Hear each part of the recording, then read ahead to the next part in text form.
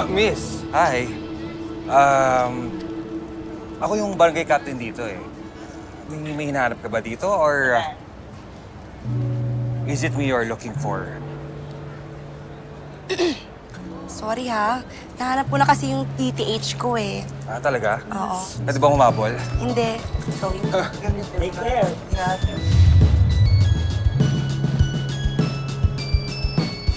Sus, Mariusip. Piyas na talaga yung ano dito. hello ang po, ante. Ganda!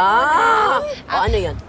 Pwede magtanong? Ano yun? Meron ba dito paupahan dito sa Tabang Lupa? Ay, may alam tayo, Yes. di ba? May kilala kami. May boarding house siya dito. Dito lang. Kaso, nasa ano lang siya ngayon eh, di ba? Tailoring shop. Ay, tailoring shop! Nino! Ha? Nino! Hindi niya kilala. Kay Mang Delfin. Ganito ang gawin mo. Dumiretso ka dyan. Pagka-diretso mo, kakanan ka, okay? Pagkakanan mo, makikita mo Mang Delfin's Tailoring Shop, okay? Tapos hanapin mo doon si Aling Sita, okay? Sita Samonte, okay? Ayan. Ay, nga pala, Bunda.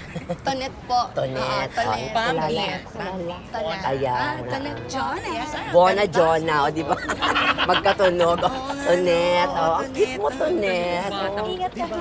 Ingat. Nagsusumba kayo? Para maging friends kami mo. Ingat. Yes, ano talaga. Sige na, Nay. Alis muna ako. Hawakan mo nga mabuti. Sige na, ayusin mo. Di naman kasi ako assistant dito eh. Ayoko mabulok sa shop tulad niyo. Anong sabi mo? Wala ho.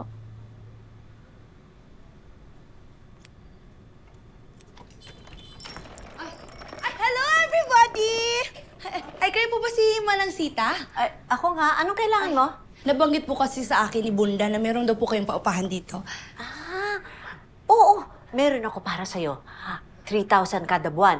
May advance na 1 month. Tapos, hindi ka man siguro maselan, ano? Electric fan lang meron, walang aircon. Okay lang po yung electric fan. Hindi po ako sanay sa aircon. Sanay po ako sa natural air. Natural pollution na meron sa amin dito.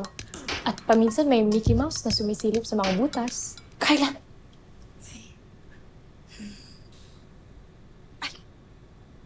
Hep! Ay.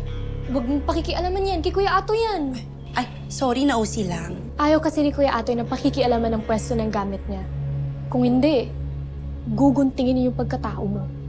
Hanggang sa maging ritaso ka na lang. Carla, sobra ka na. Mabait yun, medyo masungit nga lang. Pero okay yun. Asa na ba yung atoy na yan? Kanina pa ako naiintriga dyan. Baka naman madala siya sa natural charm ko.